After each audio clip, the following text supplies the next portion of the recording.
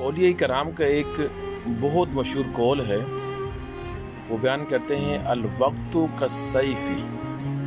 کہ وقت تلوار کی طرح ہے، اگر اسے صحیح استعمال نہیں کرو گے تو یہ تمہیں حسرتوں میں مشغول کر کے کاٹ دے گا۔